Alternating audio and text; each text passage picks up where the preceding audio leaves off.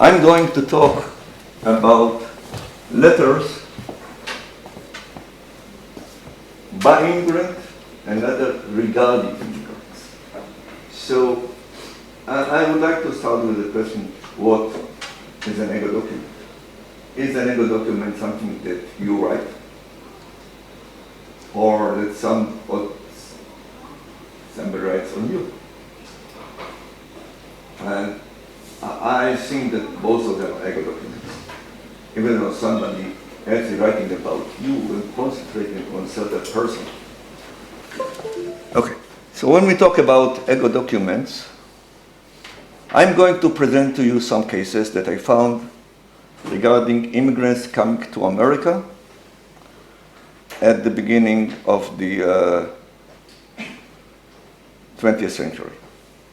And I came to this because my research on Agunot, I'm now writing my second book on Agunot in America between 1901 and 1914. I talked a bit about it when you were present in my talk in Las Vegas. And there is an amazing bulk of documents, of letters, that are unutilized in research. Some are really utilized. Gura Roy wrote in 2011 this book, which is a volume of letters called Bread to Eat, Clothes to Wear, Letter from Jewish Migrants in the early 20th century. And he fished out from the huge bulk of papers some that he uses. This is also common in American history regarding immigrants as well, so you could see this book. Okay? North American migrants' letters. So people are dealing with it. As far as Jewish history, they've got huge bulks of unused documents.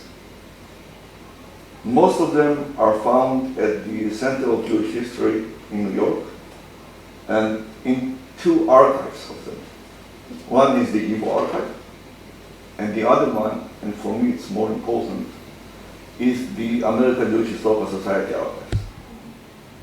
And I found a lot of letters, and let me go from the bottom up. So I'll bring you some examples, and then we'll try to figure out how can we utilize it. This is a letter from a woman at the age of 27 or 28, it's not clear from the letter, in Yiddish, as you see.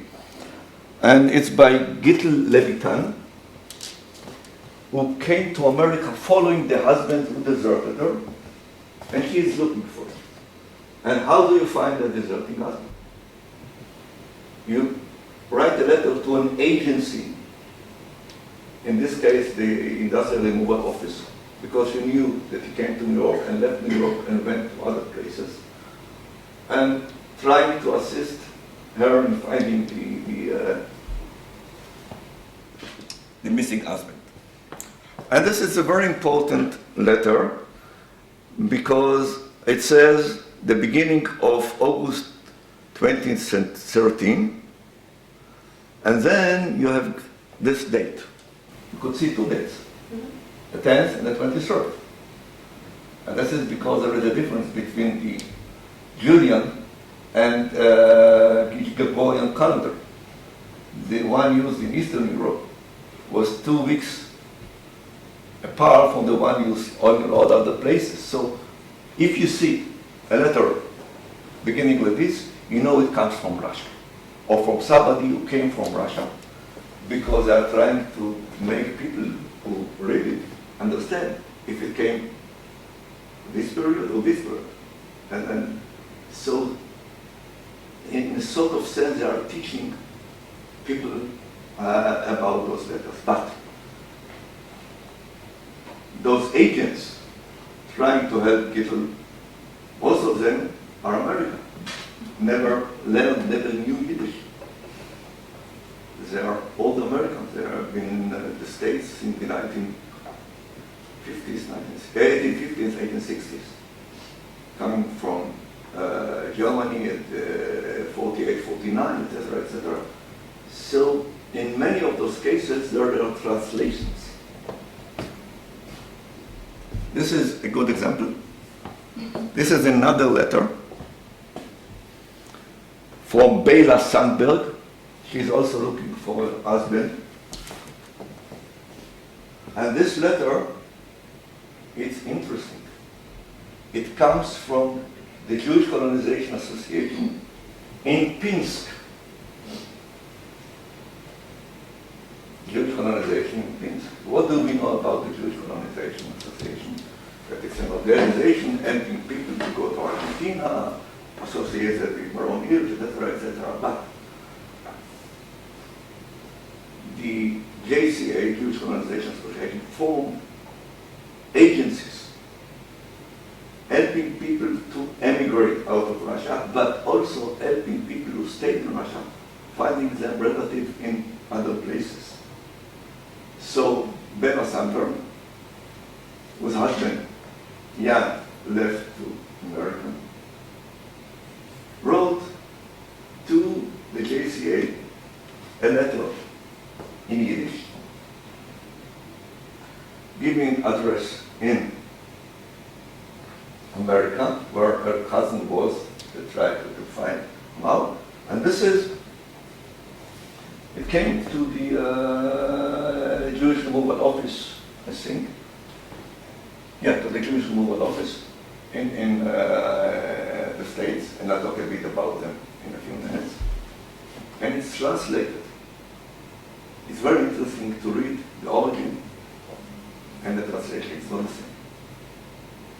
And indeed, when looking on every document, you have to look at both sides. What dictionary mean, and what was translated to the one that we're going to. So many information regarding the deserter is not put into the translation, because you don't need it. You just need to help them find it. But I'm going to talk about one guy. Yes. I'm just finishing an article on him. I found 72 letters regarding this guy. And the letters come from various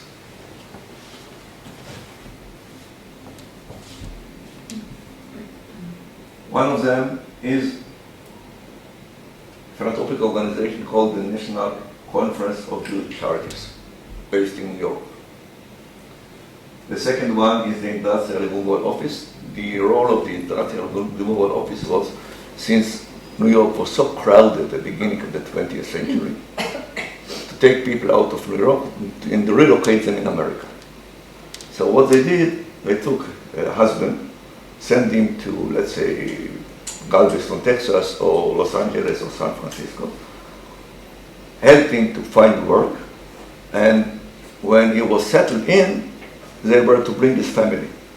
Many of those people became deserters, deserted their wives, their families, and that's how I came to know Joseph Vinitsky. The third is an organization trying to help Jewish women whose husband disappeared, called the National Desertion Office. And this is very important because it usually helped women who were in America. Most of the cases of agunot in the beginning of the 20th century is not the husband runs away from Russia, the couple comes to America and then he deserts her. In 90% of the cases it's such a case. But this case, it's not. They left her in Russia and came to America, and because the Industrial Removal Office asked detectives working in the National Desertion Office, let's help this woman try to find the husband for me. And then you've got Jewish Colonization Association information bureaus. The records we saw before are from those bureaus. In this case, it's in St. Petersburg, not in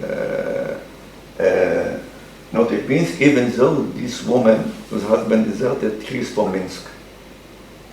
And then it got a new organization. By this time it was a new organization, Hayas. And we've got letters, some of them in the Evo archives. And I still didn't find all the letters because this archive is a mess. You really can't work in it. So you have to convince the archivist, okay, would you please let me look at this? So I'm still finding letters, even though I've got by now 72 letters on Joseph Vinitsky. Now, before we try to get into the letters and follow it, let me tell you a bit about Joseph Vinitsky. He's from Minsk, and he is 27 years old when the affair begins. He got married in Russia to a woman that was elder than him and had 2 children before she married him. It's not clear if she was divorced or a widow, but in any case, this was common that women that were quite wealthy married young people that were not as wealthy or poor. And this was the case of Joseph Vinitsky, marrying a rich lady in his terms, having 2 children. They had a child together. And then he went to America, claiming that he's going to find work. He doesn't want to be dependent on her. And then he will bring her and the family to America. He went to America. He came to a small town called Chelsea, Massachusetts, not far from Boston. At the beginning he wrote letters, and then he stopped. And she went to the Jewish Colonization Association office. Please try to find it. And what she wanted from the beginning was just one thing: to receive a divorce, a get. She didn't want him back, she didn't want anything, because if you don't have a get, and you're religious, you can't remarry. Get divorce papers from the government doesn't help. So she wanted a get, and she couldn't find it. So she wrote a letter about Joseph Vinitsky, and the letter came to America, to this organization, the National Conference of Jewish Charities, and this is, you can see, February 1912. And as they say, I will put my intent, I've got many cases, it's not a unique one, we'll do it. We don't have the original letter from Minsk, from the wife, but I think I will find it in the Igbo letter that I didn't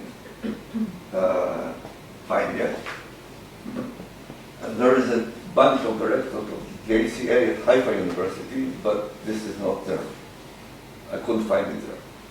So a day later, see, this is the 18th, a day later, it was delivered to the Industrial Removal Office.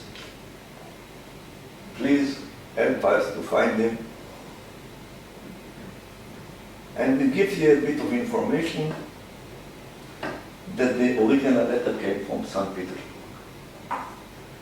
Now, St. Petersburg was the place that people sent letters from Minsk, because in 1912 there was no JCA office in Minsk. It was only formed just before the First World War, 1940. Then, about a month later, you wrote on the 17th the letter that I don't have, because I got only from the 18th of February, regarding from Now, we got the information that he left Russia for Chelsea, Massachusetts. So it's the first clue where to look for him. And the Industrial Removal Office is sending detectives to find him there. And they don't. I'll tell you later why they don't. So they go to the next step. The Industrial Removal Office and other organizations published twice a week on the forwards in Yiddish what was called by the name a Galeria for verschwundene Männer, meaning a gallery of deserting husbands. Or actually forsaking husbands. This is the Swedish term. And this is in Joseph Vinitsky. And you've got information about Joseph Vinitsky. Now he's 30, and he got married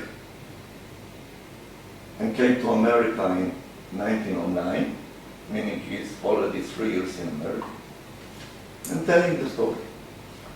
Now, most of those photographs that were published in the forwards every week were not by the deserted family. Yes, they were published by the Industrial Removal Office or other Jewish organization. And it was some cases, and also in the case of Vinitsky, you got every 2 years another picture because it was not found. Until it was. Later.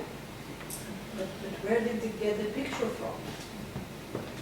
The picture was from his wife. Okay. She sent it, and the picture was there. All the information is the information their wife gave, because they didn't meet him yet, they didn't hear his side. And then we go back to the National Conference of Jewish Archivists, which was the organizers of the search. And now it's March 25th, a very good day because it's my birthday. Not this year, but anyway, now we are going to, please, we didn't find it. Now he says that Mr. Vinitsky photograph has been advertised in our associate newspaper, meaning forwards, and we wait probable reaction, meaning that maybe somebody will see him, recognize him, and will let us know. In 70% of the cases of the photographs, people were found. In 30%, no. Eventually, it was found, but not because of the paper. So, we go, you can see how immediate it's February, March, publication in March, now we're in August. You got information every 2 weeks because he is not to be found. It's intriguing. Where can we find it? What we're going to do? And then we have a letter by the National Desertion Office. Mr. Goldstein and Mr. Monroe were the chiefs of this organization. And they said, we have your letter of the 4th of April. I don't have it, but I'll find it in the e-book. Regarding Joseph Vinitsky, we will look for it. So he's being looked after or looked for by at least 4 organizations. 1 of them in Russia, 3 of them in the States. And we go to May, Industrial Removal Office. Well, did you find anything? But today we got another letter from St. Petersburg. What is happening? Why don't you find it? Because she is anxious to get the get. And then we go back to the National Conference. In May, they sent a detective to Chelsea, Massachusetts. And people told them, he was here, but he's not here now. Now let me tell you what happened. He got sick. He had tuberculosis. So I had to get to a place where you get the drier weather. So I went to Denver, Colorado, where a lot of people came to be treated with this. Then, and not from later, he met another Jewish woman and married her, even though he still married the one in Russia. And when I'll skip and tell you what happened later. And when he was found, he told them, I'm ready to give a get. But let me first get rid of the second one. He was quite a mamzer.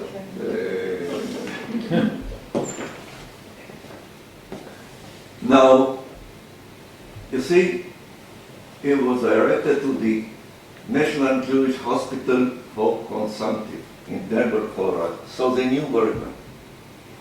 This is information that they got from his neighbors in Chelsea, Massachusetts. And they said, people, it was not them. He was at the hospital, but when they came to look for him, it was already out of the hospital. Now we are still in May.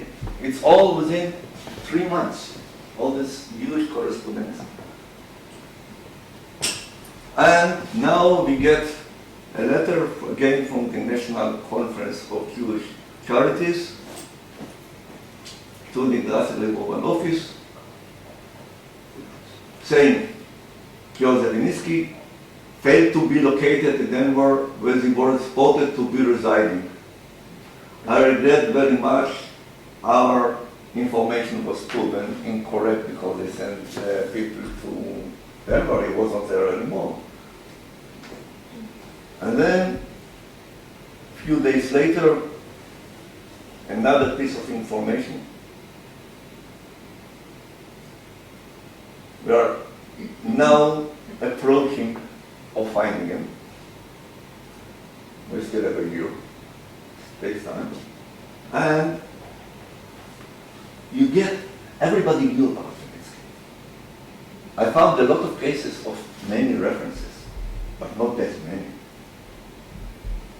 Because it's unique in the number of references to him, but it's not a unique case. And if you go, then we jump to October. We got no information between July and October. And is near to be found. Let me go to October 13, now is found. And we've got a letter from July 1913, and he was found again in Chelsea. He came back to Chelsea, and he was being located at, and the exact, you see, 101 Chestnut Street, Chelsea, Massachusetts, by a friend of his, who, another Jew, Mr. Lapin, came from Odessa. And he, Lapin, told them, oh, I found him. I remember I saw the advertisement in the newspaper. So all the detectives that were looking for him didn't find him. Another one who came from, okay, I know. The question is, how does he know him from Odessa? Because Lapin is from Odessa. And he is from Minsk. So I don't know if he found him or he just recognized him according to the... Anyways, this told them he is found. And now we go to September. Okay, gentlemen, writes the Industrial Removal Office in Europe.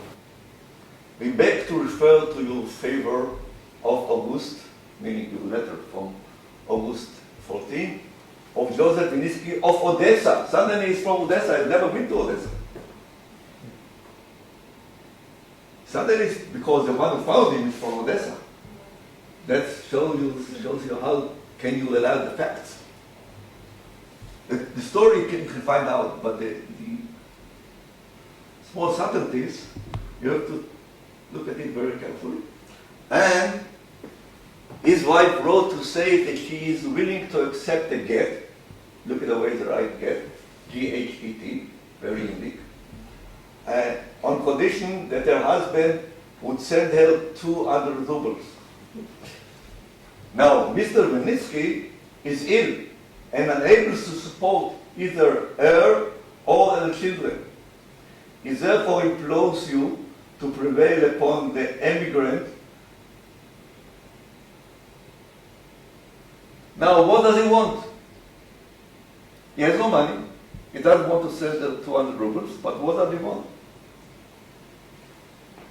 He wants his children. Send his children. The first, the elder, who is not his son, is the son of his wife from a previous marriage. You want the elder son to come to America, and later the younger of the two. He doesn't want his child.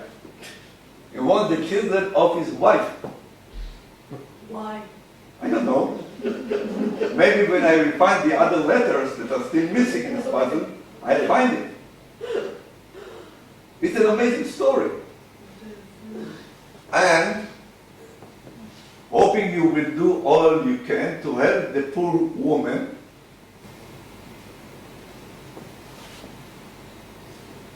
What happened? The JCA, Jewish Colonization Association, gave the woman 400 rubles, but she insisted that if the children go to America, all the three of them will go to America, and the child he didn't want also joined in America. He got a yearly pension or payment of $100 to keep all the family, which was a big sum this period. So we come to October, the deal is sealed. So we got a letter from the 9th of October. And this is an amazing way how you can utilize the letters, even though none of them is by Vinitsky. All of them regard Vinitsky. I claim that if his wife is looking for him and is beginning the chain of letter, it is still an ego document. But you don't find this real story of the one that everybody is talking about. You don't have this point of view because you got it via the organization. So you ask the right question, why did he do it? Maybe if he had, and I'm still hopeful that in mind, maybe I'll find some letters from him in Kivo. If he had a letter by him, it could work. That's what I wanted to present you. Now, I've got a lot of cases like this. And in my previous research on Agonot in the 19th century, in most cases I've got one or two sources. In 90% of the courses, just one source. In cases of immigrants coming to America, because you've got the involvement of many philanthropic organizations, so you've got information from various sources, not from one source alone.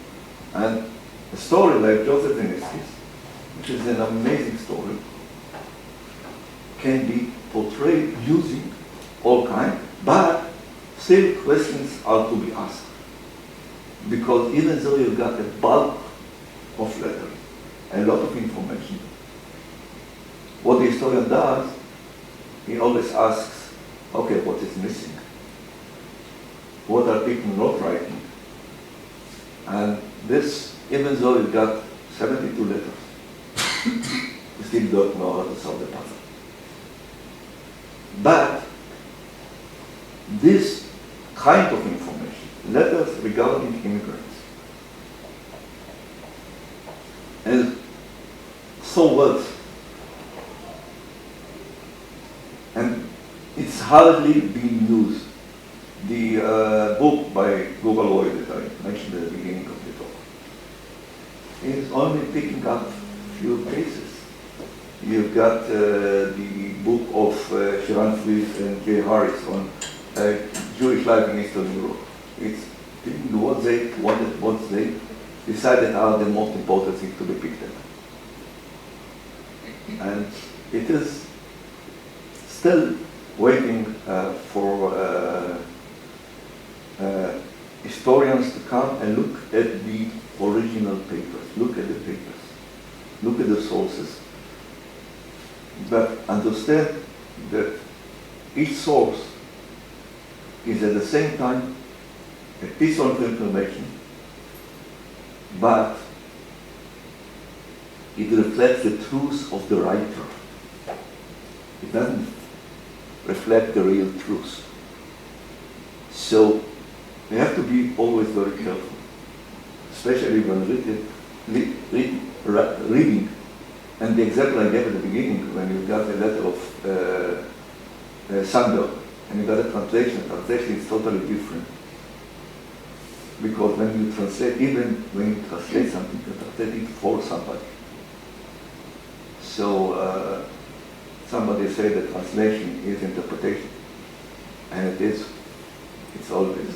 So those are things that historians have to reflect when they do research. The floor is yours. I would be happy to answer everything you want or get any reaction that you have that might help me in the research of the project. Carsten? Thank you very much. That was very interesting. And I would like to ask you, or know more about your conception or reconception of the ego document. According to a conservative definition that I know, an ego document is a document that someone writes about one's own person. Exactly. And none of the documents that you have presented would qualify as an ego document. So this begs the question, where is the limit of the ego document according to your new conception? Because most documents are written about fellow human beings. There are a few perhaps about horses or diamonds or cars, but I would say perhaps 90% of written documents have a reference to a person. So would these all be ego documents? Because I think this is the sense of the modern age. I think that when you talk about the letter that you refer to, meaning a letter by a person reflecting his thoughts on it's more common before the modern age. I think in the modern age you've got another way of writing, because how much time took a letter, let's say in 1850. You sent a letter, it took about 3, 4, 5 weeks until you got sort of reaction. At the beginning of the 20th century, it could take 2 weeks, you see. He's writing and he's getting a response a day after. So it's much faster.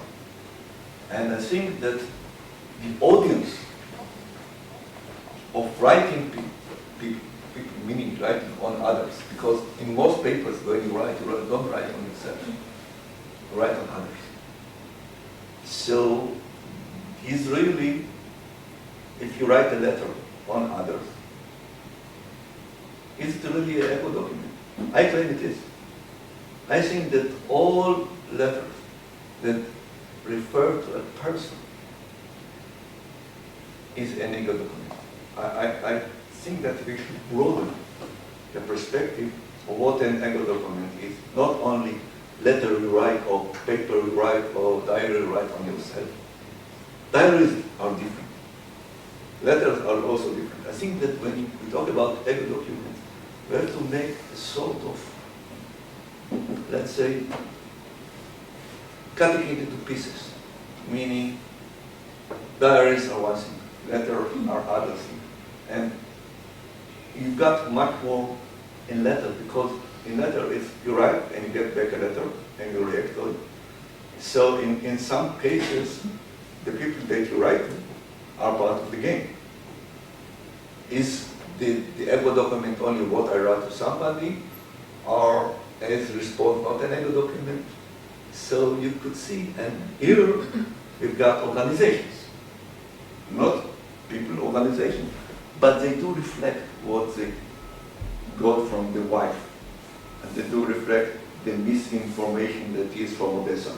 And so I think it's still very much an ego document. It doesn't end at the letter you write on yourself. It's also, and I think it's a part of the way that history went in the last 40 years. The research of history was of ideas, of political movement, of motivation, of economics. In the last, I think, 4 or 5 decades, history is history of people. You don't write anymore history of immigration. You write history of immigrants. And I think that by doing this, historians understood what they didn't understand about other documents before. For a long time, people said you cannot rely on legal documents because they are subjective. They are not objective. They present the point of view of the writer. But postmodern thinking is exactly that. Everybody who writes has his own point of view. So you have to understand its social psychology. You have to understand its way of thinking. I think that this is a big change that happened in historical research all over in the last 4 or 5 decades, and this is before, because in sociology you've got the influence of postmodernism and others. Let's not get into why, but I think that this is a thing that happened very much, and that's why I believe that this document is still an ego document, because for me, an ego document is something that is reflecting either a person or a certain event. People, of course, Rashomon, people go to the same situation and everybody describes it differently. So I think that the way you describe it is the ego document. The way Vinitsky is described by his wife, by the organizations, by the organization in Eastern Europe and the other organizations in America is different. And I think it is still a part of ego documents. And you cannot, I believe, say that only if you write a letter it's an ego document. Maybe the term should be personal or personalized documents and not ego documents, but I'm not a Dutchman. The Dutchmen are the one who invented the term, so I follow the term. But the essence of what is the term really is it's changing.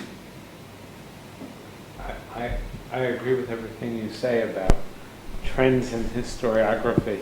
I want to ask a question that sounds like I don't agree, but I do.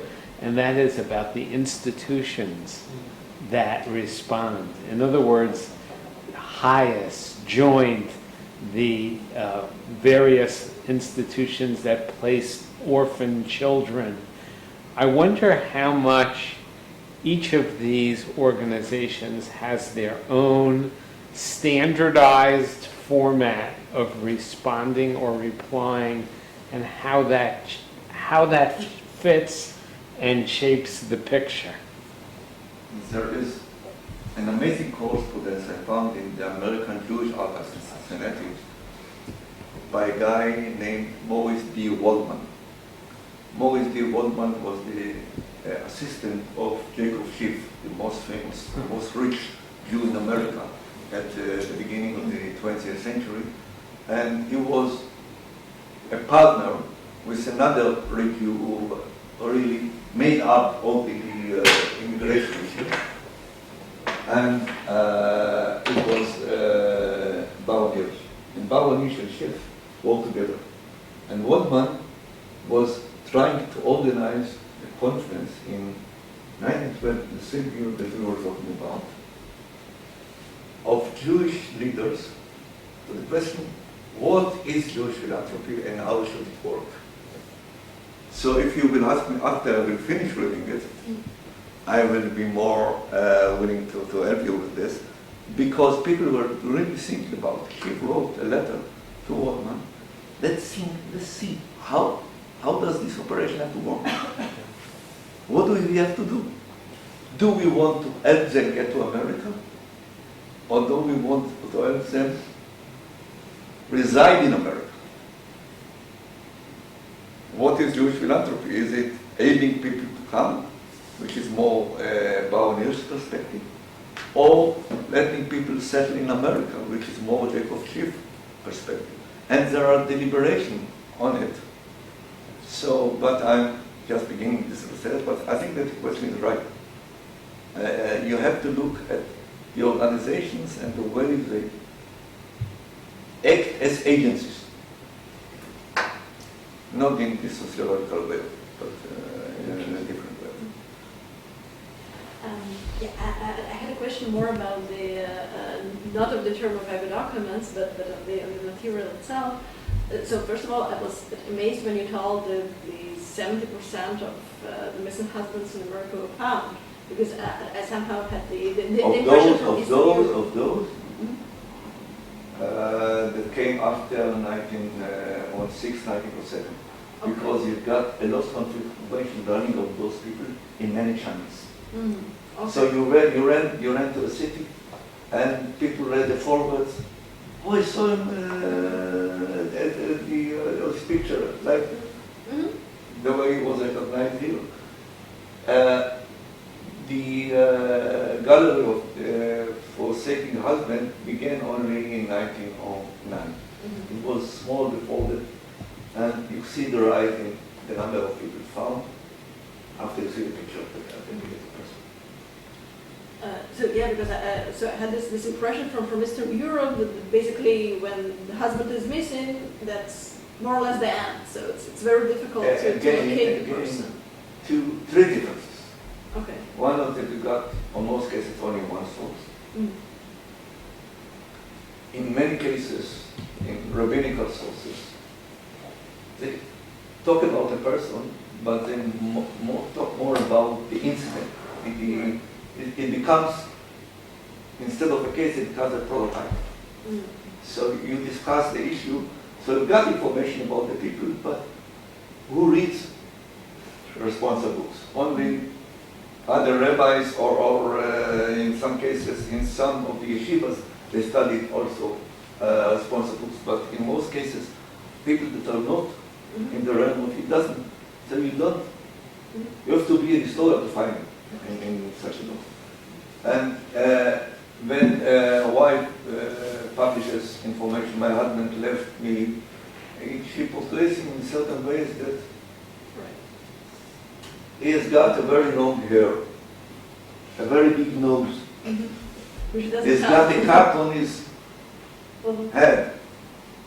Many people have it. So it's not a picture. And it's untrue that pictures can talk more than 1,000 words, as we say. And you should know about and Ronnie wrote about Turil, who was the editor of Lebanon, and you know what I'm talking about. Anyway, I believe that this is some of the reasons. There are more why you don't find them in America, because if you disappear in Russia, you go to another place, you change your name, you are not to be found. You say, I'm not Yaakov, I'm Reuben, etc., etc. So that's it. Were there letter writers for women who didn't know how to read and write? Who were illiterate? They didn't write. No, but were there professional letter writers in the community? Yes. Yes? But and is there a in difference? many of the cases, he went to the rabbi and the rabbi wrote the letter. It's not just professional letter writers, there are, but he went to the rabbi, and in the case of Gittel Levitan, the original letter is by the rabbi of a community, the one that I talked at the beginning of the so you got both the professional letter writers and also the Who paid for the advertisement? the agencies. Oh. They did it only on the forwards because the editor of the forwards came to an arrangement. I'll take you half the money and you will publish them only with me because other newspaper wanted to do it. And you find some pictures at the personal advertisement in other papers, but only in the forwards you got weekly and etc. What? Where are you looking at your watch? I'm looking at my watch. Okay. Well, Because I have to go and teach. okay. I know that Somewhere in the middle. he is coming here off and on. I'll be off and on today. And he teaches twice now at 10 and Two then courses. 2 o'clock. So, and it will be our host this evening. So. Okay. I'll be there. Any more? Okay. I only have one short question. How did you find the forwards page with this particular person, Joseph? Did Well, you you got something that is amazing. It's called the Jewish Press. And Jewish Press, עיתונות יהודית היסטורית, the Jewish Press. And it used to be very small. Now, you didn't have any Yiddish newspapers on it until about 6 years ago. I talked to it, this Eyal Miller, who is one of the organizers over there. And then you've got all most of the latest additions to the papers with Yiddish. But It would search in be- Yiddish is still. Well, you have to know Yiddish. No.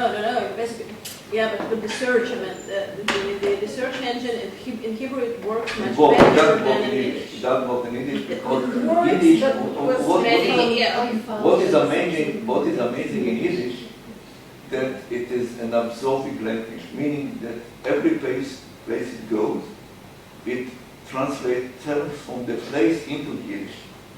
So if you know Yiddish, let's say from the Russian perspective, or the Romanian perspective, and then you go to America, and you see words from the slang of the day-to-day talk in Yeah. American English, it transforms into a soap. So it's very difficult, but they're working on it. I know that the digital humanities are working on doing better job with it. Do you know if they used photographs also in the synagogues or in public? They did. They didn't. They did. Like wanted. The Orthodox, because when you talk about Agunot, the Reform doesn't have Agunot, because you can get a report via the court, and that's the end of it. The conservatives do, but it changes all the time. The Orthodox used to read the Yiddish newspapers of the Orthodox, like the Wahrheit and the Morning Journal and others, and they did pictures. I think it has to do with Adas el Hapesim, meaning that if you show pictures at the synagogue, it's usually of holy people, of rabbis and others, of laymen. I think, but I'm not sure. It has to be researched, but I believe that this is because they walk this way. I think that it is why. It also shows that many people had photographs of their husbands or relatives and so on, which is also amazing. That basically, maybe not every wife, but many wives so had the photographs of the husband, which is yes, but it's not a reality anymore. Yeah, that's true, but this, I mean, this switch, it's important to But reflect most on. of the